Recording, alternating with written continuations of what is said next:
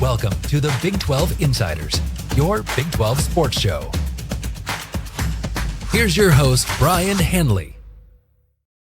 Hey, everybody, what's going on? This is your man, Big B, Brien Hanley. Welcome back to the Big 12 Insiders.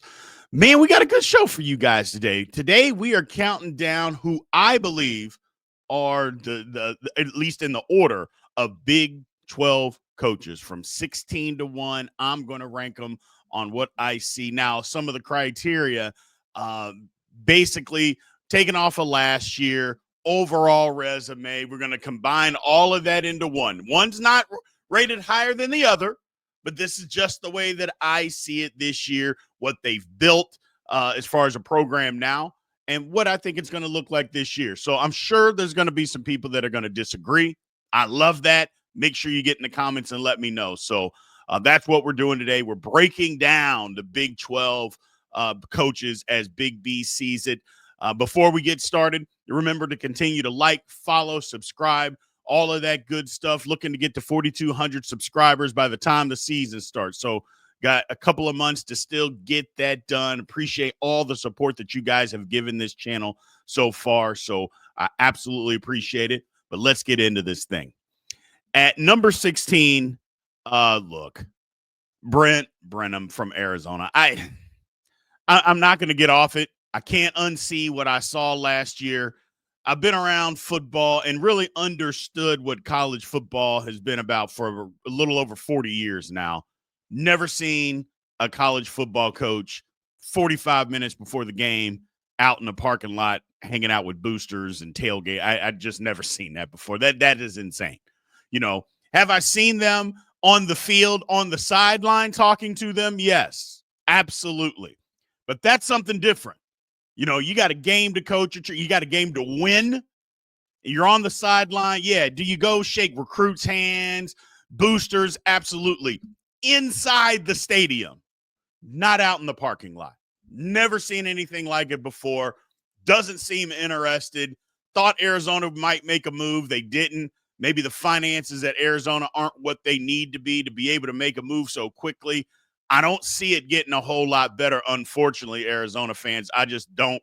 I actually feel bad for the fans because they lost their head coach. I mean, let's just call it what it is. They had a great season, lost their head coach. They made a bad hire. I'm not afraid to say that. They made a bad hire. It's not working. I would be surprised if it goes past this year. I really would. Because I don't see it getting any better. Having said that, y'all know how I am. I never root for anybody to be bad. So I hope that I am 100% wrong. I hope they turn it around and have a great year. I just don't see that happening, unfortunately. I've got him at 16. At 15, look, Scott Frost. Now, some of you are going to say, what are you talking about, B? If he was a great coach at UCF the first time, he was. He's a new hire, and I actually believe he's going to be able to get this thing turned around a lot quicker. But like I can't see what Brennan did at Arizona, I can't unsee what Scott Frost did at Nebraska. Now, the dynamics changed on Scott Frost, and I think that's kind of what got him into trouble. When he was at Nebraska, they got a bunch of guys from Texas, from Florida, from California. Nebraska could get guys wherever they wanted, and he had built those relationships in Florida. That's why UCF became good, is because the relationships that he built with those high school coaches, he could send them, or those coaches could send them to UCF, and they became good. Well, the dynamics changed in college football. He was banking on those same relationships, now sending those kids to Nebraska, and they're like, hold on. No, we're not going to Nebraska. I go, there. You know how many schools that play big-time football that we have to fly past, to get to Nebraska? No, we're not going there. Don't get the same type of recruits. And it was a disaster at Nebraska. But I do believe, and I am not afraid to say it, I think Scott Frost, I think this was a home run hire. Usually going back to a university, it doesn't always work out. This one I think will. But as of today, Scott Frost is 15. Moving on to 14, Scott Satterfield wanted to put him at 15. I'll be honest with you. And you look, UC fans, I'm never going to change my mind about the guy. I don't think he's that good of a football coach. Look, I know we have a love-hate relationship, but I'm always going to tell you the truth. I think you can do better. Just quite simple. I think there's a better coach for Cincinnati than Scott Satterfield. You call it bitter. I'm a diehard Louisville fan. Call me bitter on the way that he left there. I just saw how he treated Louisville, and Cincinnati's better than this. The cupboard wasn't bare when he went to Cincinnati. I know a lot of people want to say that it was. It wasn't bare. And then the collapse last year. You're 5-2, and I understand the second half of the schedule was going to get a little messy for Cincinnati, but you couldn't win one game to qualify for a bowl. I think that was the next step and didn't take it. Make or break year. I'm calling it. A lot of people aren't. I'm calling it. Get to 7. A lot of people said 8, but either way, got to do better. I'm not sure. I just don't think he's that good of a coach. I just don't. I don't. I think Cincinnati, I think the fans and the program overall deserve better and can do better. You're a better program. I got Satterfield at 14. At 13, Rich Rod at West Virginia. Again, rehire. The way that it left, messy, ladies and gentlemen. Ooh. Again, rehires aren't always a good thing. And I said this at the time. I said it later on, and I'll say it today. I think it was a desperation hire by West Virginia. Again, fans that deserve better. Now, here's the deal. Rich Rod can coach football. There's no question that this man can coach football. But I just think it was desperate because the way that he left, it was extremely messy and it was like he was looking for a reason to leave West Virginia, that West Virginia wasn't good enough for Rich Rodriguez. And he acted that way. And the way that he left, okay, had a little bit of success, but didn't work out the way he thought. And now he's back. Grateful, mind you, to be back. And West Virginia, I hope it works out. I really do. I'm just not sure it will. I hope it works out because, again, you talk about people that first of all, West Virginia fans, football fans, very knowledgeable, passionate, want to be a good football program. And like I mentioned, Rich Rod can coach. So I'm not rooting against him. I just thought it was a desperation hire out of the Neil Brown mess that they had gotten themselves into because he had one good year. They should have just cleaned house then. They didn't. Wasted a year, in my opinion. But we'll see what happens with Rich Rod. But I got him at 13 right now. At 12, look, Willie Fritz at Houston. Last year, they were 4-8. And 4-8, I think that surprised a lot of people. And they did surprise a couple of people. Ask Kansas State, kind of derailed Kansas State's season last year. But I think they're going to be better. The thing that held them back last year was a quarterback. Well, apparently they've got a quarterback. I would expect nothing less from a Houston squad than at least 6 wins this year and a bowl game. That's what I'm expecting out of Willie Fritz and the Houston Cougars. Having said that, 12 might be low for Willie Fritz. But what he does with programs, he turns programs around. He's done that his entire career. And he's going to get this one turned around too. They're going to be good. The recruiting prowess now that Houston can tap into is just going to be incredible.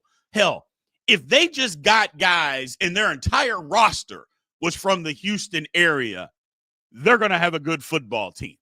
Not to mention the entire state of Texas, just the Houston area. If they were able to just get those guys, they're going to have a good football team. Just give it some time. Houston's untapped. I've said it all along. Letting Houston into the Big 12 or Houston getting into the Big 12 is a boost to that program, and they're going to be good. They got the right coach in mind, Willie Fritz, at 12 and on the rise. Now, at number 11, there's going to be some people that question me, but I really don't care. Lance Leipold. People talk. I was one of those. Hey, good coach, building a program. But I'm like, well, what happened last year? What are we talking about? The roster was enriched with talent. And what are we talking about? Hey, well, he took a step back. Yes, they did. Well, at some point, the proof's got to be in the pudding. We can't keep talking about you being a head coach and then you don't come up with this will be a big year. And what I say, coming up with excuses on why you can't do something. I'm not big on the excuses. I want to see what Lance Leipold can do. Last year's roster was supposed to be the best that they had in decades. Well, fell flat on their face. A couple of reasons why. Doesn't matter. Get it turned around. Get it turned around. They did actually turn it around during the season. They were finished 5-7, and it could have been way worse. We're playing some really good football near the end of the year and then got smacked around by Baylor to go to a bowl game, didn't qualify. I want to see it. I want to see it. 11 seems right to me. Figure it out. They seem to be doing better on the recruiting trail. They're throwing some money around. People are like, oh, well, they're just throwing around money. Well, that's the way the game's played right now. I don't know why people are complaining about universities and schools that are throwing money around to get the best players. That's how it's done, people. So if Kansas is doing that and they think that's going to work for them, then more power to them. But we'll see. Eventually, like I said, the results have to come on the field. And I want to see them come on the field. A couple of years or a year of being good and then not. I just don't buy that. And here's the thing. At some point, you got to beat Kansas State. You got to beat them. You got to beat them. 16 years in a row? Come on, man. At some point, you have to beat them. Is this year?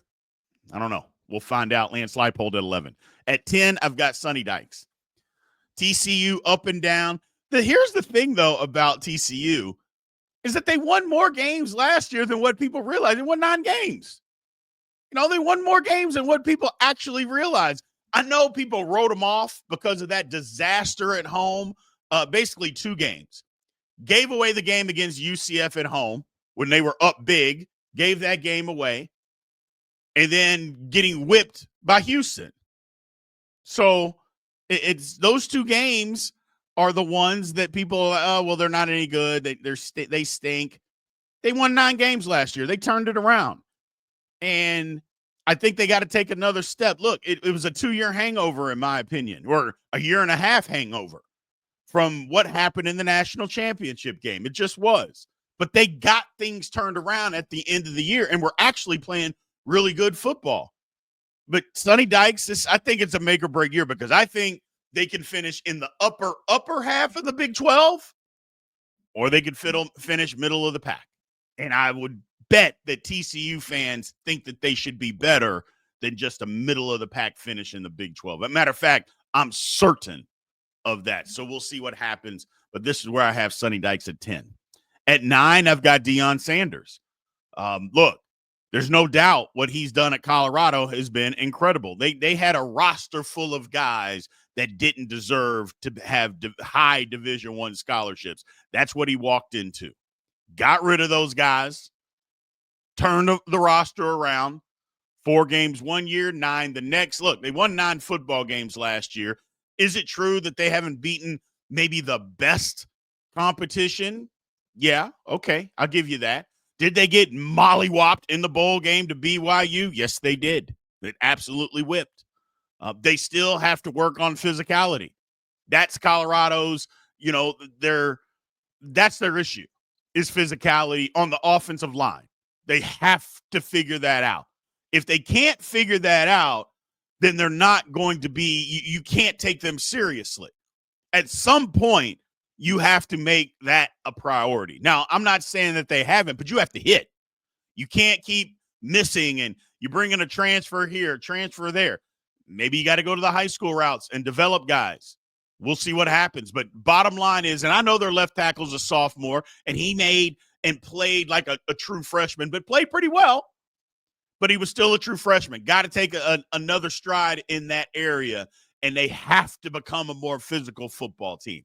If they can do that, then maybe we got something. But I'm interested to see what it looks like in Colorado without Travis Hunter in Shedeur Sanders. I want to see what Coach Prime does to replenish the talent that he lost. If they have another good season, Coach Prime's going up on this list. He'll have to go up on this list because that's what everybody was saying. He can't find a play. It was just his sons. It was just Travis Hunter. Well, if he can replenish the talent and they can have another good season, he'll go up on this list. At number 8, Joey McGuire. Texas Tech fans are going to be livid, but I'm sorry. At some point, you got to do it.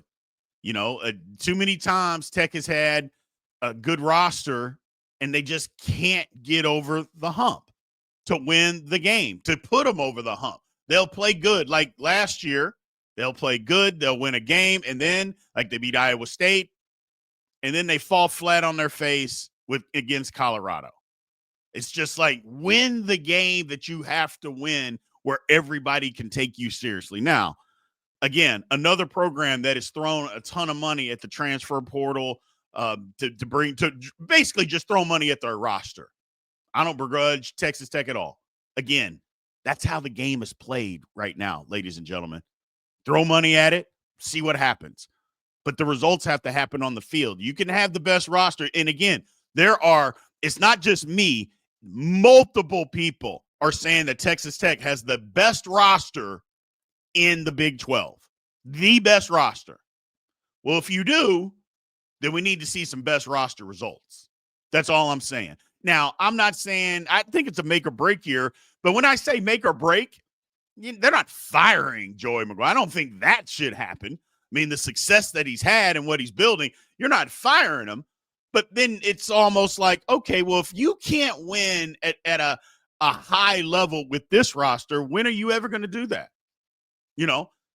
And that's the thing. It's like, hey, if you don't win at the highest level, you have to be fired. I don't think that's necessarily the case. That's not what I'm saying at all. I'm saying if you can't do it now, then win. That's all I'm saying. And I think this is the year that Tech has to get over the hump. They got to get over the hump. They got the roster. The schedule is what it is. Everybody's schedule is crazy in the Big 12. Now go out on the field and prove it. Go prove it. At number 7, again, some people are going to take issue with this, Kalani Sitake. Is it a one-year wonder? Was it a one-year wonder last year with BYU? Now, personally, and I've said this over and over again, BYU got screwed out of a postseason berth and postseason college football playoff berth last year. No way you take SMU just because they qualified for the ACC championship game, which they lost, and you keep us out with the same record and we beat you. I just don't understand how not only did we beat you on your home field. Don't understand it. We'll never understand it. And for the college football playoff committee to basically say, hey, it's set. These are the teams that are going to make it the week before. It made absolutely no sense to me. It literally made no sense to me. But whatever. This is what it is. That happened. But moving forward, how do they bounce back?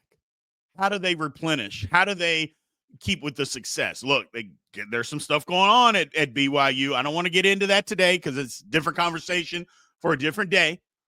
But how do they bounce back from this? If they can bounce back, and I'm not saying they have to win 11 games again to say that they're in the same class or that the program is on a sustained level, but they got to win 8 to 9, and they got to look really good in doing it. You know, they can't go back to winning 6 games and then me say, oh, well, you know, it was then we're going to say, was it a fluke year? Now, I don't think it was a fluke year at BYU, but having said all of that, you got to win at a high level. Continue to win at a high level, and Sitake can move up on this list. Right now, today, I got him at 7. 6, I've got Dave Aranda out of Baylor. Look, I think Dave Aranda was basically a quarter or maybe a half away from being fired at Baylor last year. It looked awful. They just couldn't figure it out until they did. And they go on a winning streak to end the season. Look, it was incredible football. They ended up 8-5. I don't think anybody saw 8-5 coming, especially after the first half of the season. I don't think there's anybody that believed it. But you know who did? The players. The players believed in the head coach. They did not quit. And that is the mark of an outstanding football coach. If you can struggle the way that Baylor did and lose tough, that Colorado game, how they lost that game, Lord have mercy. But for you to be able to get your kids to continue to fight and continue to believe that, hey, guys, if you just do it the way we're telling you, the results will be there. For you to get your kids to continue to believe that and then go do it, that has to mean something. Look, they had some down years at Baylor. There's no doubt. But for them to be able to turn it around the way that they did and looking at what Baylor has this year, people are expecting them to compete. They've got the roster. They've got the roster, the head coach. We'll see what Baylor does. Schedule is what it is. I like Dave Aranda. I got him at 6 on the list. Number 5, look, 5 and 4 are almost interchangeable, and I'll take both of them. I have Matt Campbell at 5 and Chris Kleiman at 4. Now, here's the thing. At some point, Chris Kleiman has got to start beating Matt Campbell on a regular basis, or I can't put him ahead of him much longer. I'm just not going to be able to do that. Iowa State fans will tell you, well, you shouldn't do it now, Big B. And you may be right. You very well might be right. They come off of a Big 12 title appearance, had the first double-digit win season in school history. Matt Campbell, and again, his name used to pop up with every job under the sun. I mean, NFL, college. I mean, every time there was a job opening at what was perceived as a bigger and better job than Iowa State, his name came up. Well, it comes up a little bit, but not as much as what it did. I think people are starting to figure out Matt Campbell's putting some roots down in Ames, Iowa. And so he's going to stay. Don't even bother, which I love, by the way. Chris Kleiman, Big 12 title, 2022. Look, they underachieved last year. They underachieved. And there is no ifs, ands, or buts about that. Kansas State fans will tell you. Now, there's some Kansas State fans that, hey, they won 9 games, and they did win 9 games. And 9 games is good, but the expectation levels for Kansas State are higher.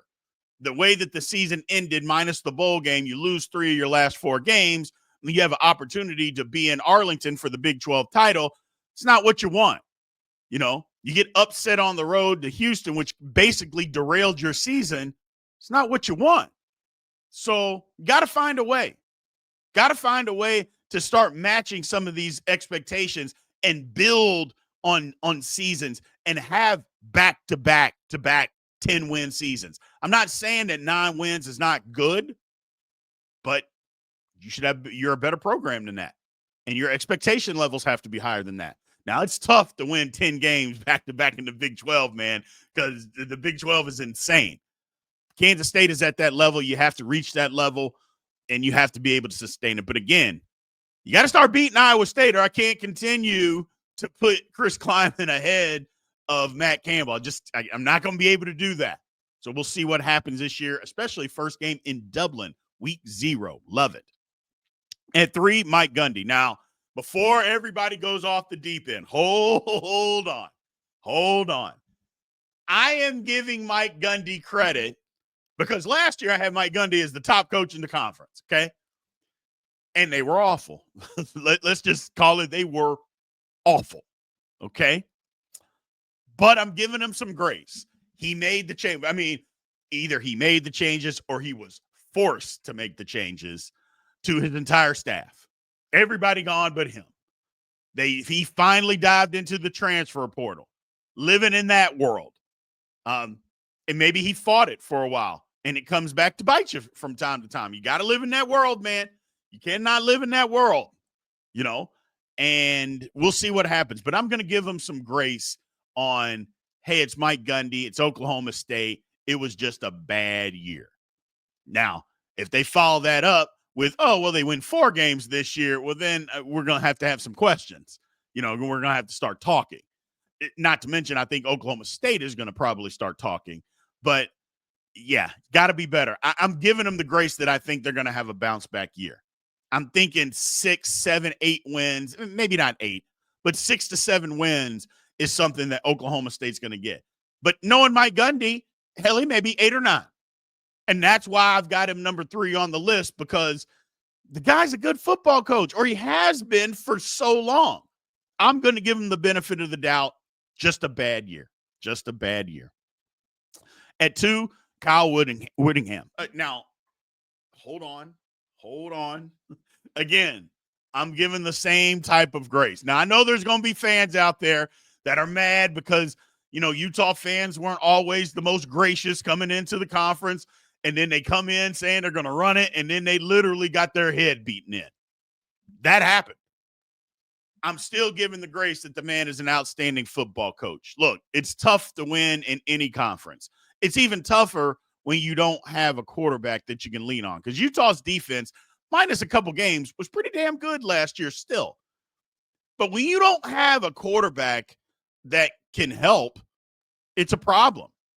Cam Rising gets hurt early and then goes out for the year.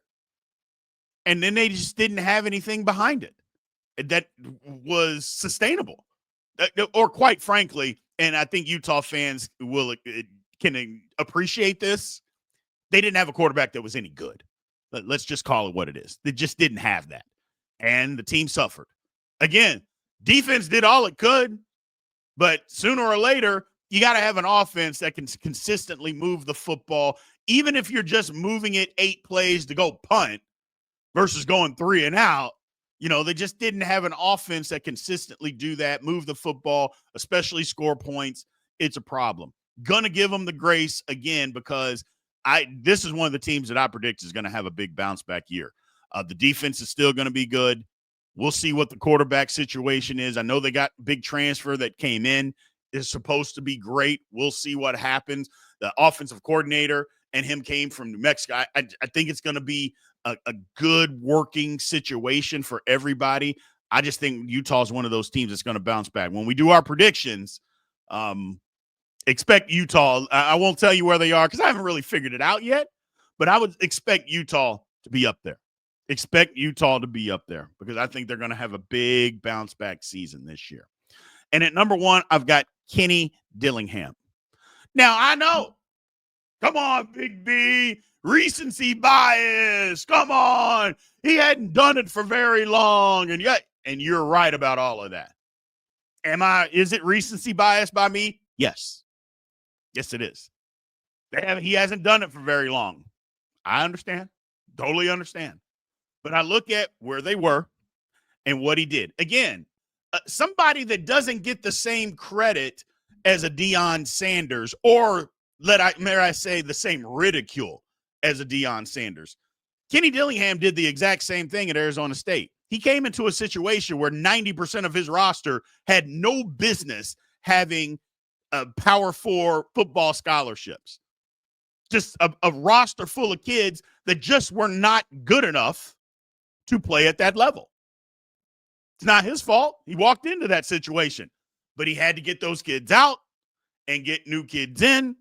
He got the support from administration to be able to do all of those things, and he did it.